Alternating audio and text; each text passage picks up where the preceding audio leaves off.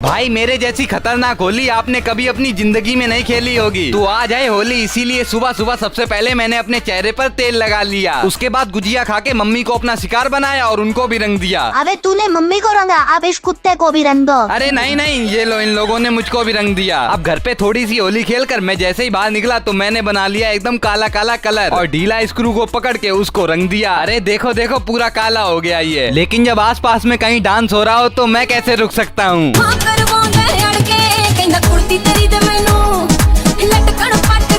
अब मैंने तो सबके अच्छे से रंग लगा दिया था, लेकिन मुझको कोई अच्छे से नहीं रंग पाया। लेकिन मैं यहाँ पर गलत था क्योंकि सबने मिलकर प्लानिंग बनाई और 2 मिनट में मुझको भी भूत बना दिया। क्या आप लोगों ने कभी हरे हरे पत्तों के मोमोज खाए हैं? मुझे पता है नहीं खाए होंगे क्योंकि पहली बार ये बात सुनकर मैं खुद शौक हो गया था। तो आज मम्मी मेरे पास आई और बोली जो कल पत्ते लाए थे ना उनके मोमोज बना लेते हैं, नहीं तो खराब हो जाएंगे। लेकिन इन पत्तों के मोमोज बनेंगे कैसे? अरे टेंशन क्यों ले रहे हो, हम बना के दिखाएंगे।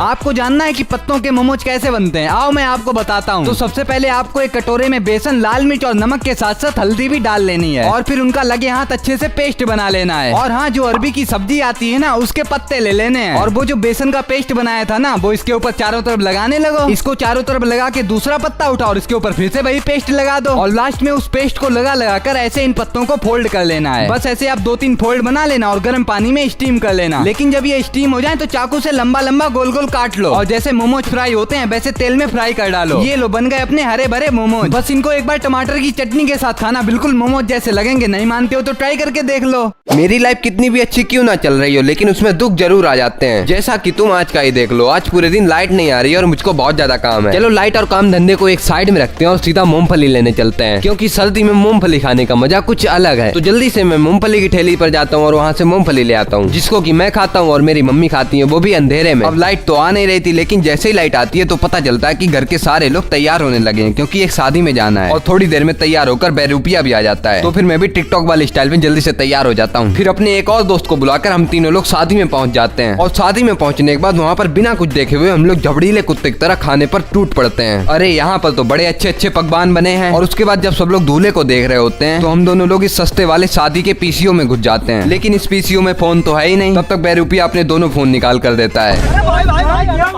और ये लो हो गया नुकसान। और उसके बाद हम लोग डांस करते हैं और फिर से खाने पीने के लिए आ जाते हैं। चलो ये तो सब चलता ही रहेगा, तब तक के लिए लाइक एंड सब्सक्राइब कर लो। लगता है मेरा आखिरी समय आ गया है। क्या करूं कुछ समझ नहीं आ रहा। अबे अब कौन सी नई परेशानी लेके आया है? अबे आज मेरा रिजल्ट आया है और देख 100 में से सिर्फ 30 मार्क्स आए हैं। कहीं मम्मी को पता चल गया तो वो तो मुझे मार डालेंगी। साली और पढ़ाई मत कर। अरे ये बता अब इसका क्या करूं? हाँ, इसको अलमारी के ऊपर डाल देता हूँ, अब मम्मी को पता ही नहीं चलेगा। A few moments later. देखो घर में कितना कूड़ा फैला दिया है। मम्मी ये वाली अलमारी बहुत गंदी हो गई है, इसको ऊपर से साफ कर देना। हाँ हाँ ठीक है।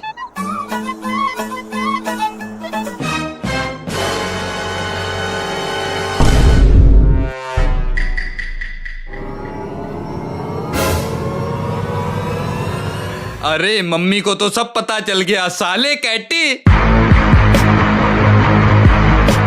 अरे बेटा तो क्या हुआ, पेपर में फेल हो गए। कोई बात नहीं, जहाँ कहीं हो बाहर निकल आओ, हम तुमको हाथ भी नहीं लगाएंगे। मम्मी वो निकला साला, पकड़ो। अरे वाह, ये मैंगो वाली आइसक्रीम तो बहुत अच्छी है। ये आइसक्रीम देखने में तो बहुत अच्छी लग रही है, थोड़ी सी मुझको भी दो। तू फिर आ गया भिखारी की तरह, ये किसी को नहीं मिलेगी।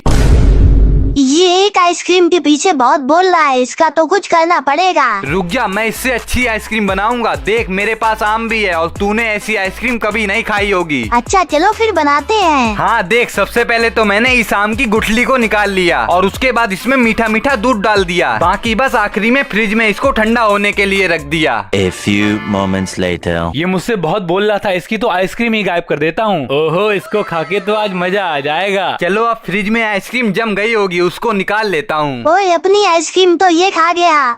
हे प्रभु भाई, आइसक्रीम बहुत अच्छी बनी है।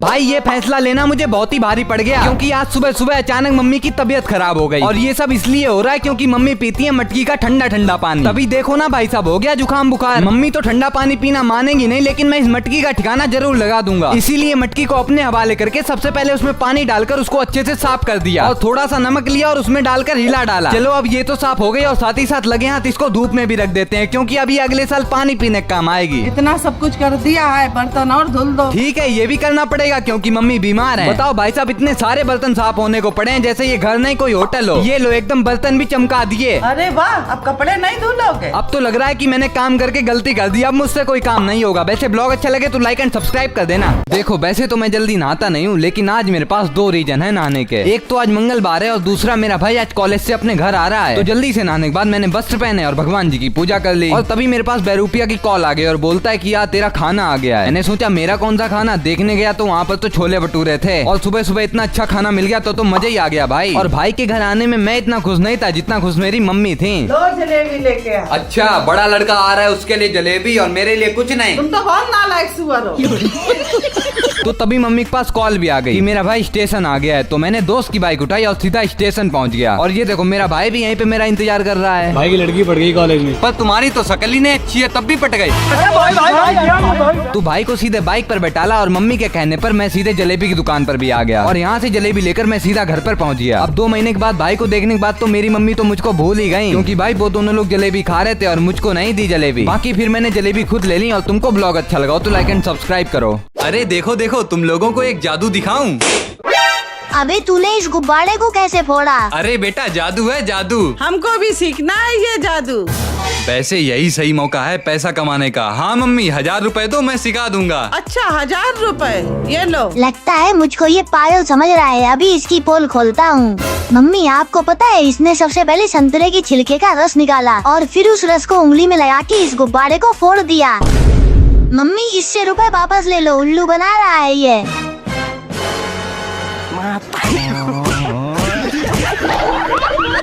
मेरे साथ ऐसा नहीं होना चाहिए था जैसा आज हो गया। तो हुआ कुछ ऐसा कि मुझको पता चला कि हमारे घर के पास गणेश जी की बड़ी ही अच्छी मूर्ति आई है। तभी इसीलिए मैंने ठाकुर से कहा चलो गणेश जी के दर्शन करने चलते हैं। और वो तो घूमने के लिए तैयार बैठे ही था, इसीलिए कुछ दोस्तों के साथ हम लोग आ गए और यहाँ पर देखा भाई साहब गणेश जी की इतनी बड़ी मूर्ति।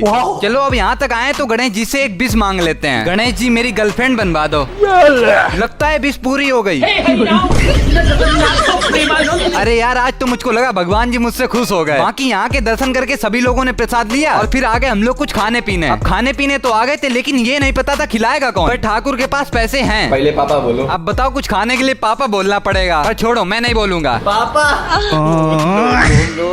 अब देखो तो जैसे इधर पापा बोला उधर मस्त मस्त खाने की चीजें आने लगे। चलो अब इतना सब खाने के लिए कुछ भी कर लेंगे। तभी जल्दी जल्दी सबने अपना पेट भरा और घर पे आ गए। सुबह सुबह मेरी बिल्लियाँ कहाँ चली गयी, हर जगह ढूंढ डाला लेकिन तब भी नहीं मिल रही। क्योंकि जब भी मैं सुबह सुबह उठता हूँ तो सबसे पहले अपनी बिल्लियों को धूप में जाके रखता हूँ, लेकिन आज तो बिल्ली लोग अपने घर में है ही नहीं। मैंने पूरे कमरे में ढूंढ डाला, उसके बाद किचन में, स्टोर में और बेड के नीचे भी, लेकिन मेरी बिल्लियाँ कहीं नहीं मिली। अरे बाहर देख के आओ, कहीं बाहर तो नहीं चली गई। हाँ शायद घर से बाहर चली गई हूँ, देख लेता हूँ। लेकिन बाहर जाके मैंने गली में, ग्राउंड में और तो और छत पे जाकर चप्पा चप्पा छान मारा, लेकिन तब भी कुछ नहीं हुआ। अब तो मुझे यही लग रहा है कि मेरी बिल्लियों को कोई उठा ले गया है। पर तभी चमत्कार हुआ और जैसे ही मैंने अपना बिस्तर हटाया तो ये लोग यहाँ पर बैठी मिली। बताओ ये तो वही बात हो गई, जिसको ढूंढा गली गली वो तो बिस्तर में बैठी मिली। अबे चुप रहे साले, बहुत तेज नींद आ रही है।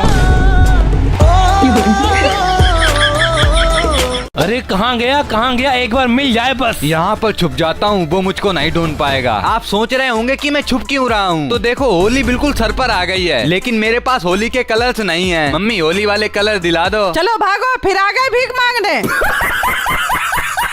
अब मम्मी तो दिलाएंगी नहीं, पर भैया तो दिला देगा। वो एक कलर दिला दे, एक लड़की का नंबर दूंगा। लड़की का नंबर, चलो फिर, लेकिन ये मेरा ज्यादा खर्चा ना करवा दे। तो मैं आ गया हूँ होली की सामान लेने। सबसे पहले मैं ये लूंगा और ये भी, ये भी, ये भी और ये भी। अरे बस कर, बस अब चल। हाँ चलो। ओए अब लड़की का नंबर दे दे। ये ले, लड़की से बात कर। हेलो बाबू, कैसी हो? सर आपके इस नंबर में रिचार्ज खत्म हो गया है। आज तो तुझको छोड़ूंगा नहीं।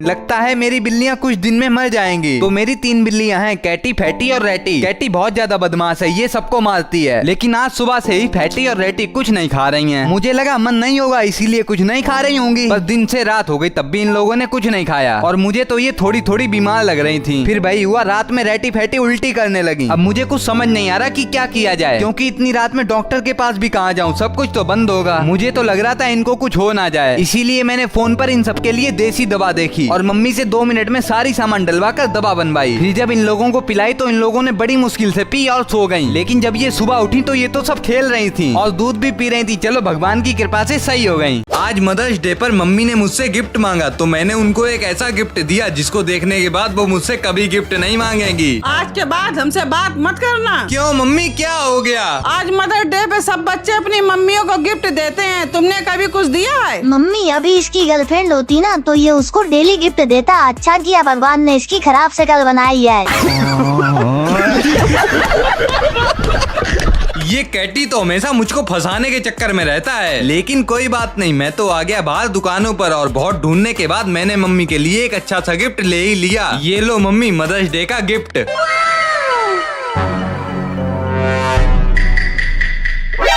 Happy mother's day mummy. चलो अब सारे बर्तन धुलो।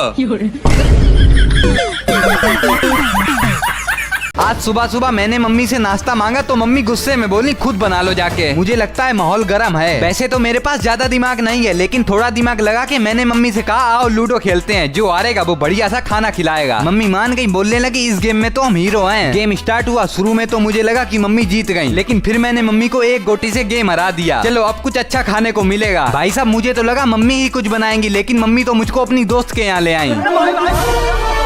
सबसे पहले मिलो इस छोटे मेंबर से, इसका नाम है आना। आंटी बताने लगी कि आज पास्ता बनाएंगे। मैंने सोचा आज तो मजा आ जाएगा, जिसके लिए आंटी ने अपने जादू वाले हाथों से थोड़ी बहुत मेहनत की और तैयार कर दिए एकदम टेस्टी टेस्टी पास्ता। तो सबसे पहले मैंने और आना ने खाए, और ऐसा तो हो ही नहीं सकता कि आंटी के खाने में मजा ना आए। अरे आंटी आप तो मेरी मम्मी से भी अच्छा खाना बनाती हो। ऐसा करो तुम आंटी घर रहने लगो, मेरे घर मत आना।